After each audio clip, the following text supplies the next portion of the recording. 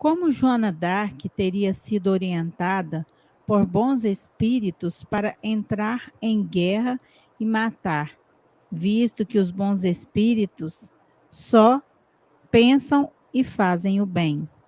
Nos orientam. Na verdade, a gente tem que considerar aí os processos históricos onde nós estamos envolvidos.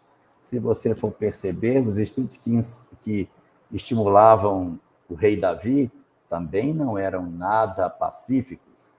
Os espíritos que orientavam Moisés também tiveram alguns momentos de ira e até de extermínio de parte do povo, quando, por exemplo, na cena do bezerro de ouro, em que Moisés determina que os que estavam adorando o bezerro fossem todos exterminados. Então você tem muitas experiências que decorrem do quê? Do primitivismo do homem, que não consegue dar outra leitura para as mensagens que os espíritos nos trazem. Se você pegar o próprio Francisco de Assis, ele ouve uma revelação de Jesus em que diz: Francisco, reconstrói a minha igreja. O que faz Francisco? Vai na igreja de São Damião e constrói fisicamente para edificar aquela igreja que estava em ruínas.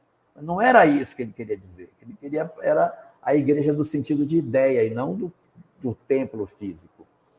Então, se até Francisco de Assis se equivoca com relação àquilo que os espíritos nos mandam, que dizer de nós, pobres mortais, quando ouvimos determinadas orientações?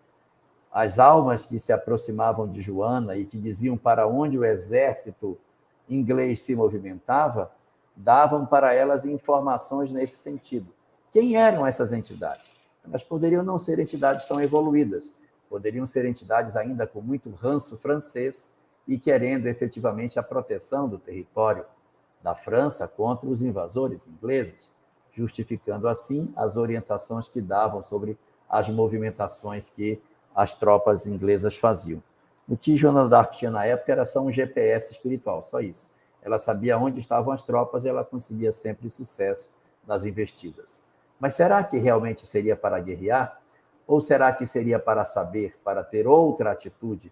E as nossas fragilidades emocionais não conseguiram encontrar outra justificativa para as revelações. Às vezes os médiuns se fazem portadores de mensagens espirituais e se equivocam em como elas devem ser utilizadas. E, de repente, Joana, de posse das informações recebidas pelos espíritos, superiores ou não soube dar outro tratamento que não fosse a guerra. Talvez, se ela tivesse tido uma outra articulação, pudesse ter evitado um derramamento de sangue. Mas é importante considerar que as nossas condições espirituais de entendimento de hoje não são as mesmas da Idade Média.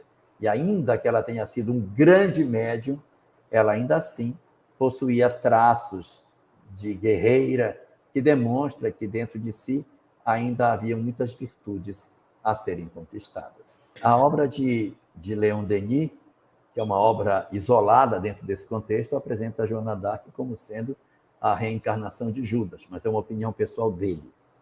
Essa questão ela precisa ter a universalidade dos ensinos dos espíritos para você poder dizer é isso mesmo.